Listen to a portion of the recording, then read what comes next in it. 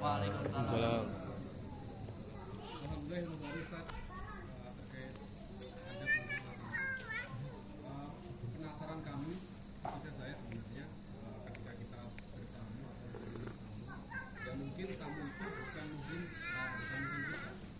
kita dia lawan jenis atau tamu dari kita terkadang dari situ muncul keraguan waduh kalau saya menerima tamu bukan muhrim kalau mata saya tiba-tiba betah gitu melihatnya sifatnya seperti apa karena pernah baca pada saat itu ketika kita bertamu dan berbeda muhrim ketika kita nggak sengaja mengintip gitu ya maka harapan mata kita untuk ditutup jauhkan bagaimana cara kita untuk kami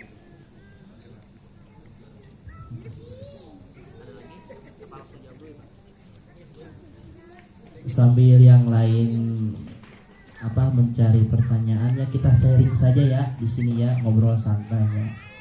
Nah, bagaimana adab-adaban kita baik menerima tamu, khususnya di menerima tamu ya, kalau posisinya kayak gitu, yang berbeda muhrim. Ya.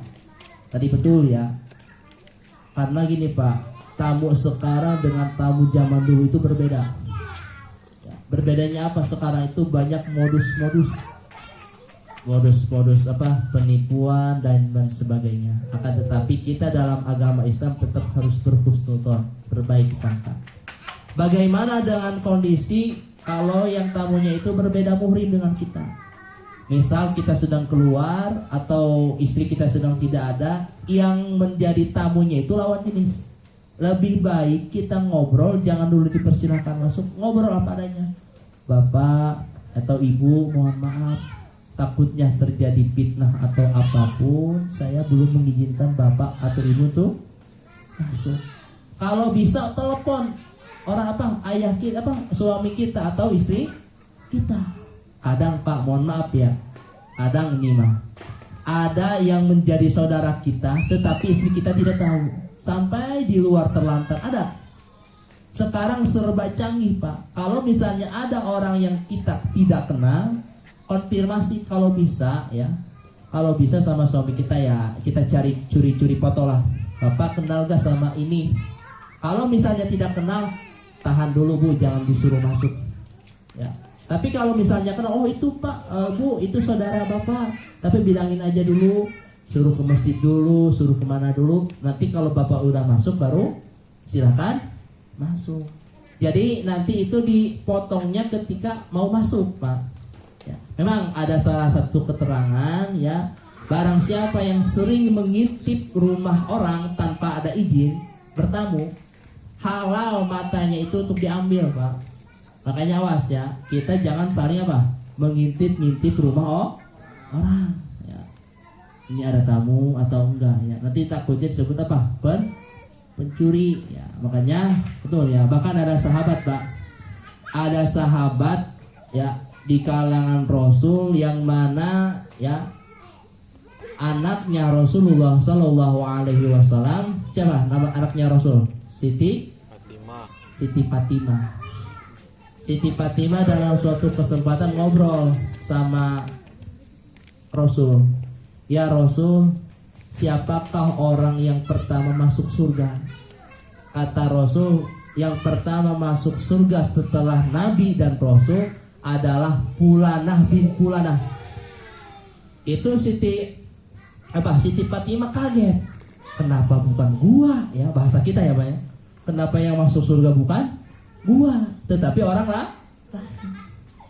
Akhirnya ya, karena Siti Fatimah memiliki husnudzon, positive thinking, tentu Rasul mengatakan demikian. Ada satu amalan yang mana amalan itu ya, amalan itu yang tidak dimiliki orang-orang lain.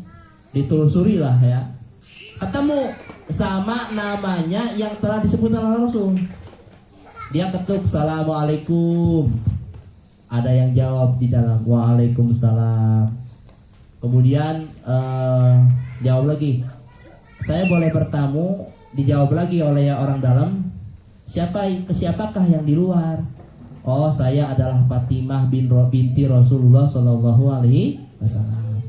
mohon maaf Fatimah, pada hari ini saya belum bisa menerima tamu. Besok lagi ke sini saya mau izin dulu sama suami saya bahwa saya bisa menerima tamu. Akhirnya pulang Siti Fatimah. Besoknya datang lagi. Tapi hari kedua dia tidak datang sendiri, Pak. Dia membawa anak yang bernama Hasan. Assalamualaikum. Waalaikumsalam. Ada orang yang di dalam menjawab. Siapakah yang di luar? Saya Fatimah. Oh iya. Ketika mau dibukakan, ya, kemudian Siti Fatimah menjawab lagi, Bu, kemarin saya sendiri. Sekarang saya kesini sama anak saya, laki-laki yang bernama Hasan. Yang tadinya mau dibuka ditutup lagi.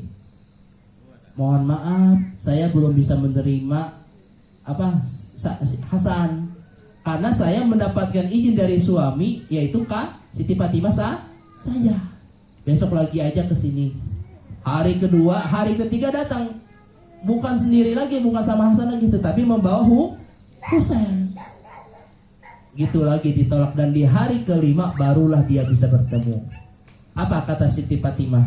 Inilah amalan yang menjadikan kamu menjadi ahli surganya Allah Subhanahu wa ta'ala.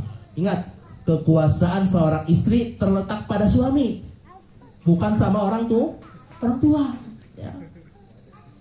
Kalau misalnya sudah ijab kabul seorang istri ya, tidak ijab kabul sama suami, apapun yang berkaitan dengan tanggung jawab itu wewenang suami.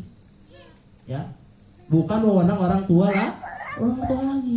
Makanya ada istilah apa? Ridhonya suami adalah kunci surganya seorang istri. Pak, saya kata orang tua saya suruh ke sana, tapi suami tidak mengizinkan. Mohon maaf, Bu. Pintu kunci kebahagiaan ibu itu ada pada suami. Tapi suami juga jangan mau menang sendiri, gitu ya. Jadi itu ya diantara adab-adaban kita dalam menerima tamu. Jadi kalau misalnya tamunya asing, silahkan. Kita boleh menolak, tapi menolak secara halus, ya, jangan menolak secara kasar. Itu ya Pak, mungkin Pak.